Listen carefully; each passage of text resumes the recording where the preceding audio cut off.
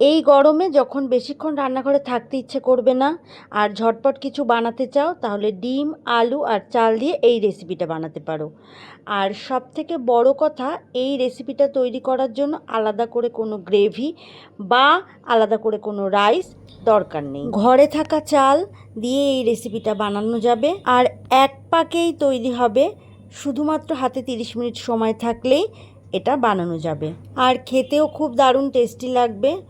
গরম গরম অবশ্যই ট্রাই করে দেখবে, অবশ্যই ভালো লাগবে। প্রথমে তো ডিম সিদ্ধ করে নিয়েছি আর তার মধ্যে অল্প নুন দিয়ে ডিমটা সিদ্ধ করে নিয়েছি আর তারপর ডিমটা ঠান্ডা জলে রেখে দেব।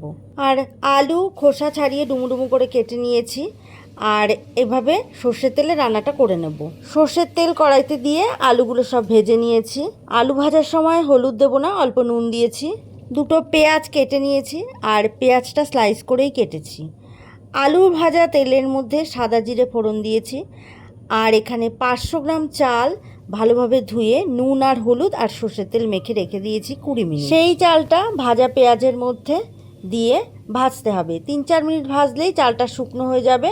তারপর কড়াই নামিয়ে একটা হাঁড়িতে জল বসিয়েছি আর জল গরম হলে তার মধ্যে ভাজা চাল দিয়ে দিচ্ছি। ঠিক যতটা চাল আর তার ডবল জল কাপ বা বাটি মেপেই দিতে হবে। আর তারপর ভাজা আলু এর মধ্যে দিয়ে দিচ্ছি এভারেস্টের বিরিয়ানি মশলা আর স্বাদ মতো নুন, 1 চামচ গোলাপ জল, 1 চামচ কেওড়া জল আর অল্প একটু মিঠা আতর এর মধ্যে দিয়েছি। আর আমি লিকুইড দুধ দিইনি, গুঁড়ো দুধ দিয়েছি। যদি লিকুইড দুধ দেওয়া হয় তাহলে ওদিকে জলের পরিমাণটা কম দিতে হবে। আর 4-5টা কাঁচা লঙ্কা দিয়ে এবার ঢাকা দিয়ে দেব। যখন সমস্ত চাল সিদ্ধ হয়ে যাবে আর তখন নামিয়ে নিতে হবে। আর ঠান্ডা জলের মধ্যে যে ডিম রেখেছিলাম সেই ডিমের খোসা ছাড়িয়ে নিয়েছি আর ভাতের মধ্যে 3-4 চামচ চিনি আর ঘি দিয়ে দেব। এই চিনি আর ঘিটা যখনই পড়বে ভাতটা আস্তে আস্তে ঝরঝরে হতে থাকবে।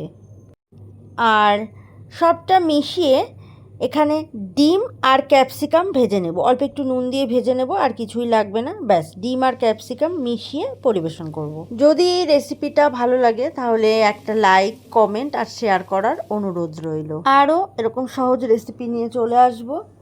সুস্থ থাকো, ভালো থাকো। আর এতক্ষণ ধরে আমার সাথে থাকার জন্য অনেক অনেক ধন্যবাদ।